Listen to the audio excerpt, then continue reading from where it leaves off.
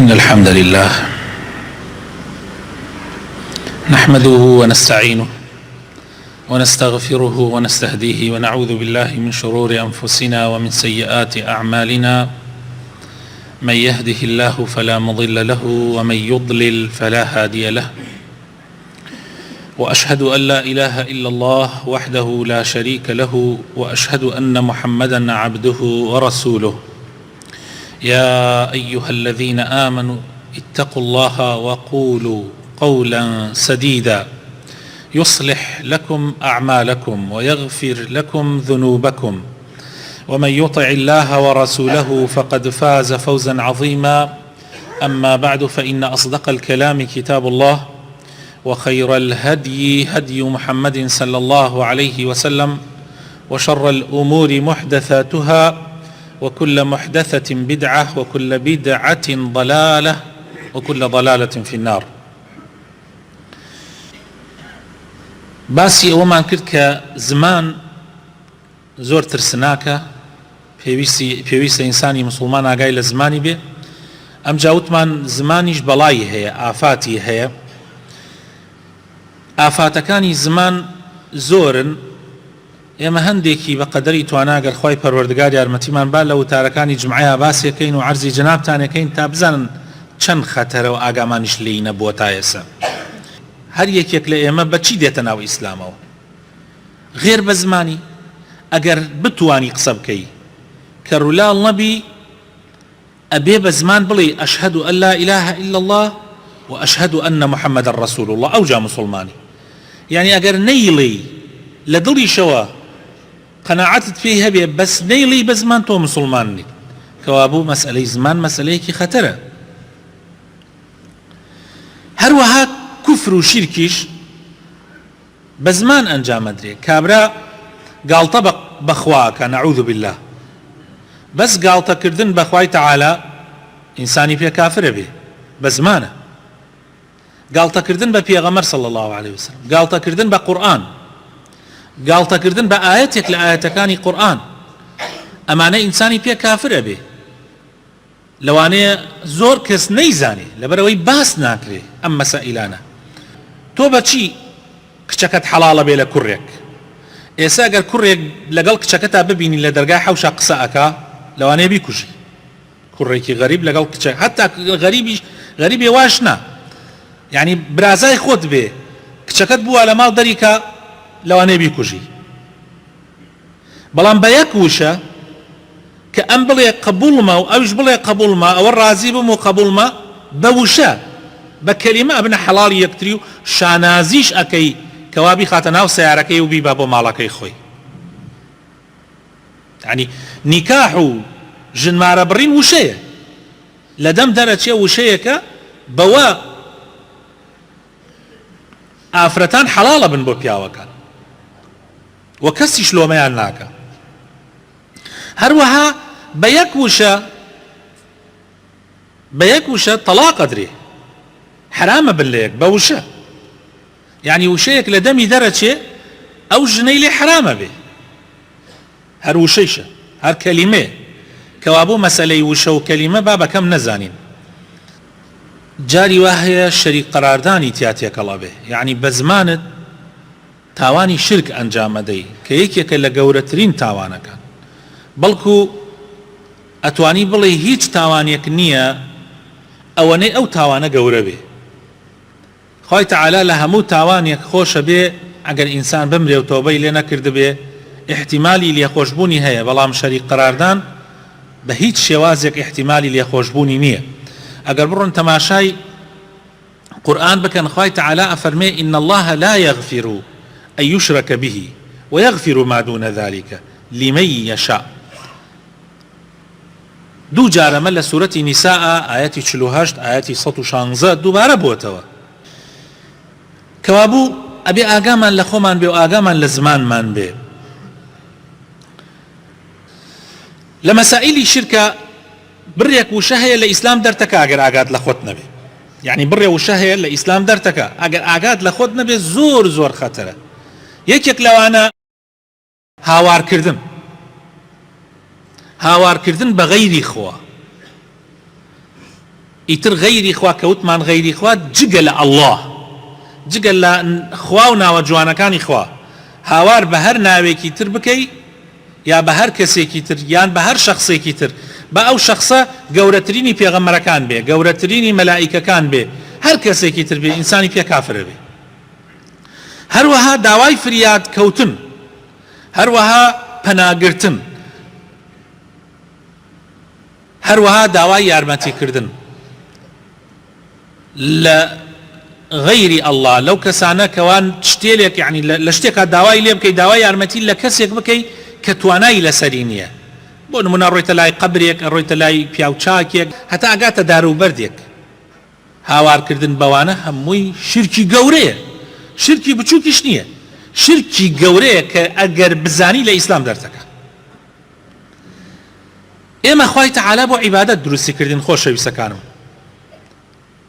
ئەمە مەسئلەیە کە زۆر گرنگە.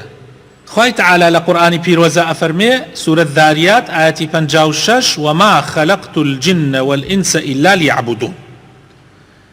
خوای تەعالا جنۆکە و ئینسانی دروست کردو بۆ عیبادەت کردن، و خوای تەعالا پێغەمبەرەکانی ناردووە، کتێبە ئاسمانەکانی لەگەڵیانە ناردووە بۆ ئەوەی کەوا خەڵکی بانکەن بۆ لای عیبادەتی خوا.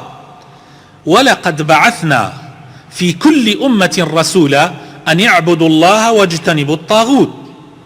سورة نحل آياتي 36. خوای تەعالا فەرمێ بۆ هەموو ئومەتێک پێغەمبەرمان ناردووە، پێغەمبەرەکان ئیشیان چییە؟ عیبادەتی خوا بکەن، عیبادەتی غەیری خوا مەکەن. طاغوت یعنی غەیری خوا، بۆ غەیری خوا. وما أرسلنا من قبلك من رسول إلا نوحي إليه أنه لا إله إلا أنا فاعبدون. سورة أنبياء آياتي 25 وچەند جال دووبارە ئەبێتەوە هەر لەو سورەتە. خوای تەعالا هەر پێغەمبەرێکی کە ناردووە پێی فەرمووە وحی بۆ ناردووە کەوا خوای تەعالا بەتاک و تەنیا ئەڵڵا بەتاک و تەنیا شایانی پەرستنە، غەیری ئەڵڵا شایانی پەرستن نیە، بۆیە عیبادەتی خوا بکەن. ألف لام را كتاب أحكمت آياته ثم فصلت من لدن حكيم خبير ألا تعبدوا إلا الله إنني لكم منه نذير وبشير. ئاگادارتانە کەمە وریابن، نەذیر يعني وریاکردنەوە، بەشیریش يعني مژدەدان، يعني ئەو کەسانی خوا بپەرستن شەریکی بۆ قەرار نەدەن ئەوە مژدەی بەهەشتیان پێ ئەدرێ، ئەوانەشی کە غەیری خوا بکەنە شەریکی خوا، بکەنە هاوبەشی خوا، ئەوانە خوا پەنامان بدا، خوا ئەیان ترسێنێ بە جەهەنەم. سورەتی هود ئاەتی 1 و 2. عیبادەت چییە خۆشەویستەکانم؟ عیبادەت ئەوەیە تۆ بە تاک و تەنیا خوا بپەرستی، یەک خوا پەرستی خوا بکەی و ئەمرەکانی جێبەجێ بکەی و دوورکەویتۆ لە قەدەغەکراوەکانی.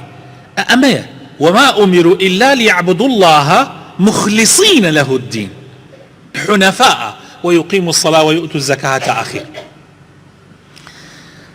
يعني خوای تەعالا ئەمری بە ئێمە کردێ و بە قەومەکانی پێش ئێمەش ئەهلی کتاب کەوا خوا بپەرستن بە تاک و تەنیا، پاک، مخلص، بە نیەتێکی پاک خوا بپەرستن و لە ڕێگا خراپەکان لا بدەن، لە ڕێگای غەیری خواپەرستی، بۆ لای خواپەرستی. وقضى ربك ألا تعبدوا إلا إياه. خوای تەعالا بڕیاری داوە کەوا کەس نەپەرسرێ ئیلا ئەو نەبێ، ئیلا ذاتی ئەو نەبێ.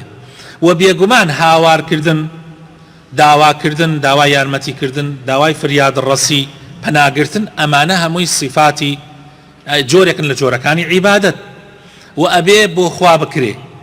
خوای تەعالا فەرمێ فادعوا الله مخلصين له الدين ولو كره الكافرون وأن المساجد لله فلا تدعوا مع الله أحدا. يعني نوێژ، شوێنی نوێژ يعني نوێژ کردن تەنها ئەبێ بۆ خوا بکرێ، نابێ لەگەڵ خوایە هیچ کەسێکی تر. ئەو ئەحەدە لە زمانی عەرەبیە ئەفەرمن نەکیرە في سیاق النەفی، يعني بەهیچ شێوازێ نابێ کەسێکی تر بپەرسترێ لەگەڵ خوایە، داوا لە غەیری خوا بکرێ، لە غەیری خوا، حتا لە غەیری خوا کاتی ئەفەرمێ لە غەیری خوا هەموو کەسێک ئەگرێتەوە، حتا پێغەمبەریش صلی الله عليه وسلم نابێت تۆ هاواری پێ بکەی، حتا جبریل عليه السلام نابێت تۆ هاواری پێ بکرێ. ولا تدعو من دون الله ما لا ينفعك ولا يضرك. أزان ما يتبك دابزي كخواي تعالى فرمي داوا مكن لغيري خوا لهيج كسيك كنزر يعني بدسه ونقازان جان بدسه اما بو پیغمبر صلى الله عليه وسلم خوا روكاته پیغمبر صلى الله عليه وسلم سورة يونس آياتي صو الشش خوا روكاته پیغمبر صلى الله عليه وسلم افرمي اي محمد صلى الله عليه وسلم جگه لخوا داوا لهيج كسيكي ترمك كنزر بدسه نقازان بدسه اي اگر بيكا هر کەسێکی تر طبعا پێغەمبەر صلی الله علیه و سلم هەرگیز نەیکردووە حت بەر لە پێغەمبەرایەتیش قەت داوای لە غەیری خوا نەکردووە بەس ئەمە بۆ ئێمەیە بۆ ئەوەی ئێمە فێر ببین ئەی ئەگەر کەسێک کردی لە کۆتایی ئاەتەکە خوای تعالی فەرمێ فإن فعلت فإنك إذا من الظالمين ئەگەر بیکەی خوا پەنامان بدە ئەوە کوفرە شیرکە لەوانەیە ئێستا بڵێن مامۆساوتی زاڵمین نەیوت کافرین نەیوت مشرکین آخر برا بەڕێزەکانم هەر خوای تعالی لە قورئانە ئەفەرمێ إن الشرك لظلم عظيم خوای تعالى كأفرمي والكافرون هم الظالمون فإنك إذا من الظالمين يعني فإنك إذا من المشركين من الكافرين خوا پنامان بدا جاء بي زور زور آقامان لي بي مسائلك هروا آسان نية خوش يسكانم نابي إنسان داوال لم مردو بك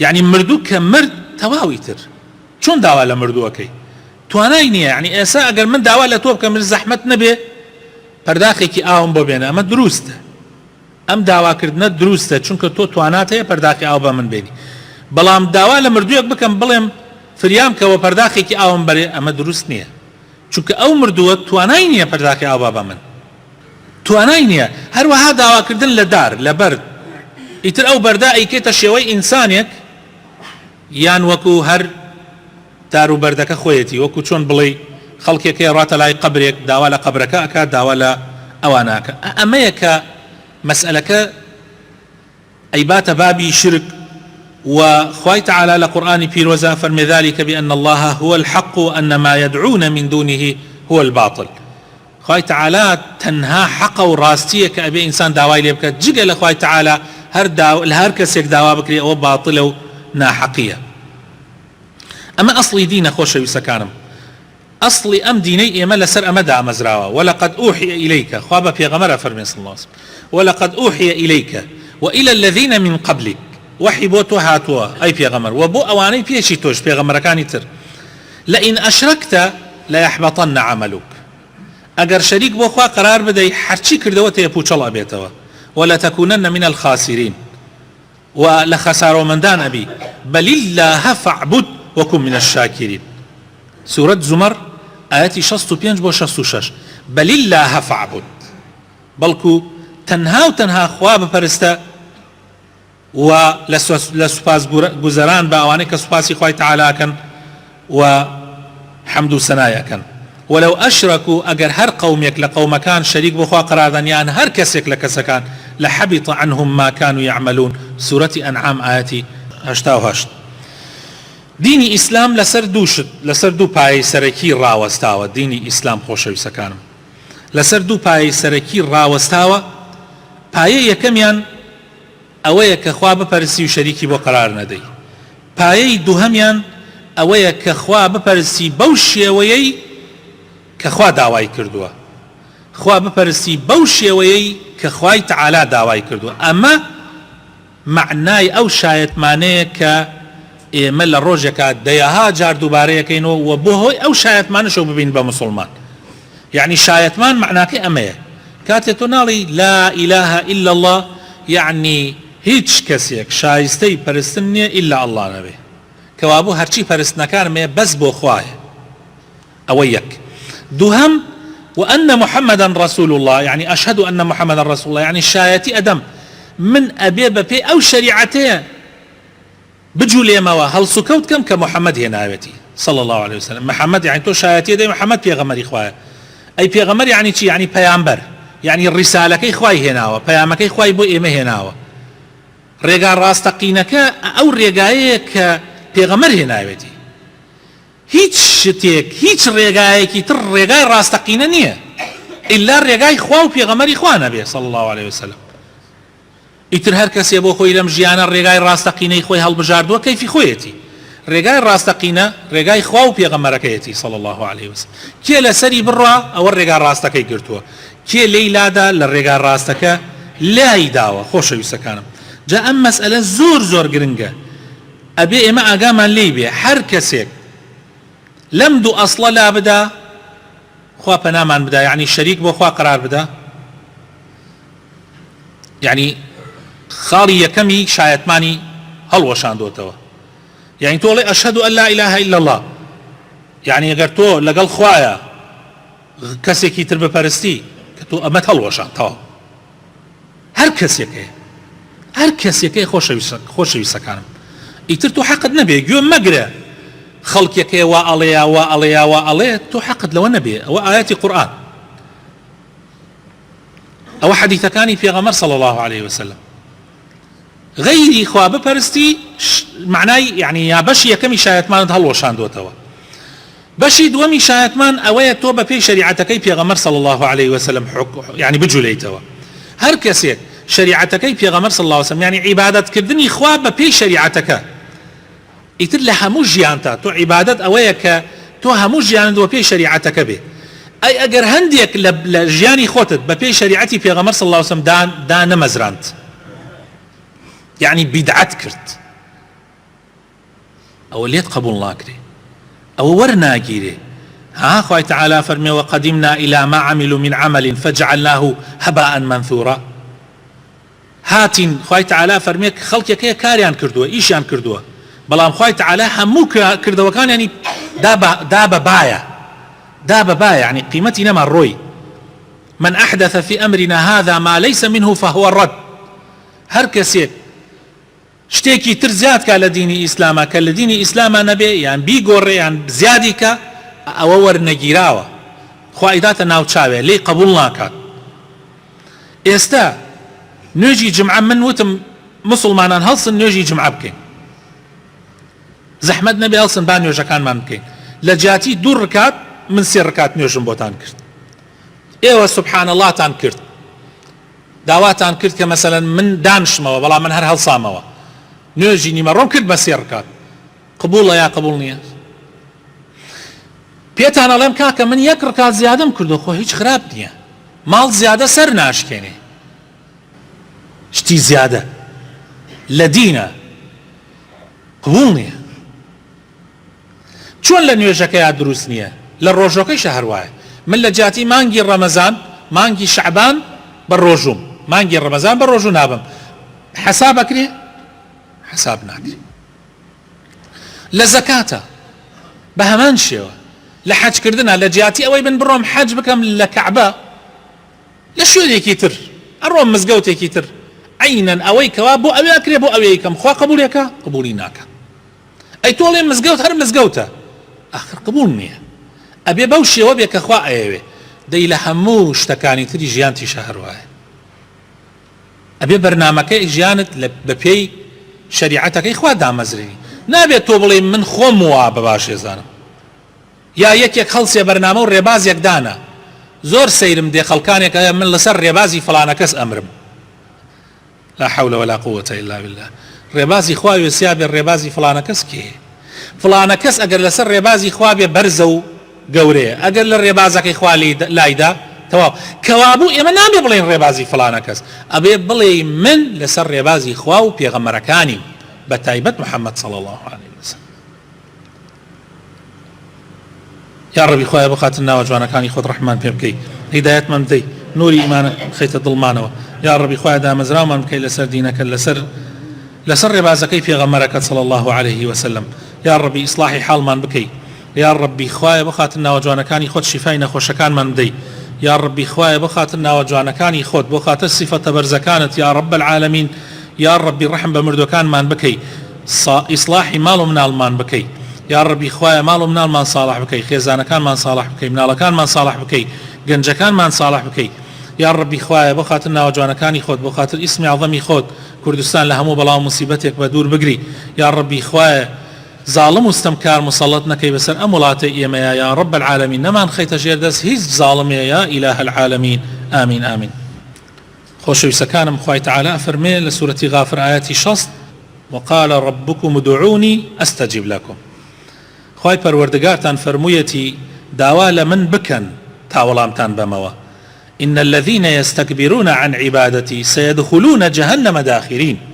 ئەو کەسانەی کە خۆیان بە گەورە ئەزانن فیز ئەکەن عیبادەتی خوا بکەن و داوا لە خوا بکەن ئەوانە بە تەئکید هەن لە جەهەنەما بە زەلیلی و بە سەرشۆڕی بە هەتاهەتایی تیا ئەمێننەوە. کەسێک کە خوا داوای لێ کردووە داوا لە من بکە ئەو داوا ناکە خوا فەرمێی خەمە جەهەنم. ئەی کەسێک ئەگەر بڕوا داوا لە غەیری خوا کەسێ داوا ناکە لە خوا ئەفەرمێی خەمە جەهەنم. ئەی کەسێ ئەگەر داوا لە غەیری خوا بکە بۆیە ئەبێ ئاگادار بین. خوای تەعالا زۆر نزیکە و پێویستی بە واستە نییە. هەنێ کەسێ ئەڵێ ئاخر من پێویستم بەوەیە فلانە کەس بکەمە واستە لە بینی خۆم و خوایە. خوای تەعالا فەرمێ وإذا سألك عبادي عني فإني قريب. هەرچەندێک گوناحبار بی فإني قريب. ئەگەر بەندەکانم پرسیاری منیان لێ کردی ئەوە من زۆر نزیکم. خوای تەعالا فەرمێ أجيب دعوة الداعي إذا دعان فليستجيبوا لي وليؤمنوا بي لعلهم يرشدون. پیغمبر فرمي صلى الله عليه وسلم الدعاء هو العبادة. دعاء عبادته آقاتان لي به.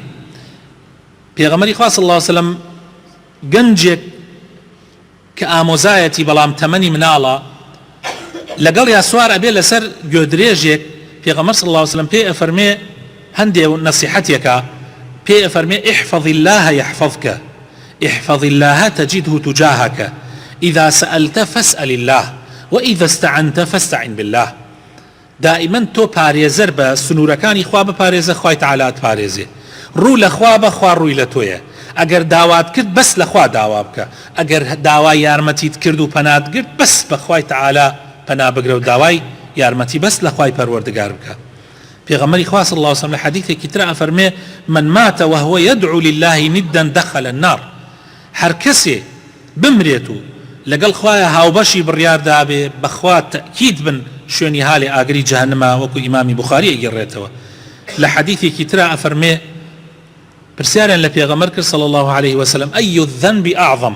چی گوناحێ زۆر گەورەیە لە هەموو گوناحەکانی تر گەورەترە. پیغمبری خوا صلی الله عليه وسلم فرمووی أن تجعل لله ندا وهو خلقك.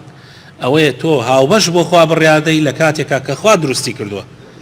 تۆ دروستکراوی هیچ کەسێک نیت. هیچ کەسێک براینە ئێمە خوا خەلقمانی کردووە فلان و فلان زیندوو بێ یا مردوو بێ. هیچ کەسێ ئێمەی خەلق نەکردووە خوا خەلقمانی کردووە.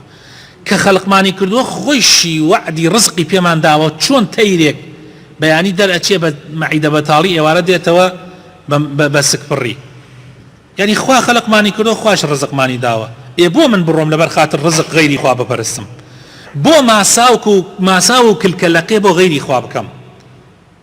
من خوا خەلقمی کردووە دەی ئەویش ڕزق مەدا ئەویش ڕۆزیم ئەدا ئەویش گەورەمەکە ئەویش ئەمرێنێ ئەویش ئەمژێنێ. نەخۆشیم لەلایەن ئەوەیە لەش ساغیشیم لەلایەن ئەوەیە. هەموو کاروبارەکانی ژیانم ئەو هەڵیە سوڕێنێ بەخوا ئەو هەوایی کە هەڵێ مژم هی خوایە. ئەو تیکەنانەی کە ئەی خۆم هی خوایە. ئەو ئاوەی کە ئەی خۆمەوە هی خوایە. ئەگەر خوا قەراری ببێ من نەمێنم یەک قم ئاو یەک هەناسەیەک هەوا ناتوانم هەڵمژم ئەمرم. کەوابوو خوا خەلقمی کردووە هەموو شتەکانیشم ئەبێ بۆ خوا بێ. هەموو کاروبارەکانی ژیانم ئەبێ بۆ خوا بێ. قل إن صلاتي ونسكي ومحياي ومماتي لله رب العالمين لا شريك له وبذلك أمرت وأنا من المسلمين. همون يوشكي فرستو أم دعايا لبردم يا أخواني آخر أم دعايا يعني معقولة تبلي إن صلاتي نيجم ونسكي كاروباركاني حج سربريني حيوان آجل جيانم مردنم هەمووی ئەبێ بۆ خوا بێ. شەریکیشی نابێ ببێ هاوبەشیشی نابێ ببێ. هەموو شتێکم ئەبێ بۆ خوا بێ. یعنی چۆن بۆ خوا؟ یعنی ئیسە من هەر کارێکەکەم ئەبێ لەبەر خاتری خوا بیکەم. ئەبێ بۆ خوا هەڵسم بۆ خوا دانشم بە پێی شەریعەتەکەی ئەو بێ. ئیتر تەواو من ئەمە هەموو ڕۆژە دووبارەی ئەەکەم و هەموو فەرزێک لەبەر لە نوێژەکە سنەتە ئەم دوعایە بخوێنی. قل إن صلاتي ونسكي ومحياي ومماتي لله رب العالمين لا شريك له وبذلك أمرت وفرمانم بيكراوة وأنا من المسلمين من لمسلمانانم يعني معقولة أما بڵێیت و لەولاوە غەیری خوا بپەرستی؟ يعني ئەمە گوناحێکی زۆر زۆر گەورەیە پێغەمبەر فەرمێ صلی الله عليه وسلم وەکو لەو حەدیثە کە ئیمامی بوخاری و ئیمامی مسلم ئەیگەڕنەوە. ئەمە هەندێک لەو داوایە نەبوو کە بە زمان ئەیکەی، یان لەو عیبادەتانەی کە بە زمان ئەیکەی، عیبادەتی زمانە، بەڵام ئەگەر خەبەرت نەبێ بۆ غەیری خوا بیکەی شرکە و تاوانێکی زۆر زۆر گەورەیە.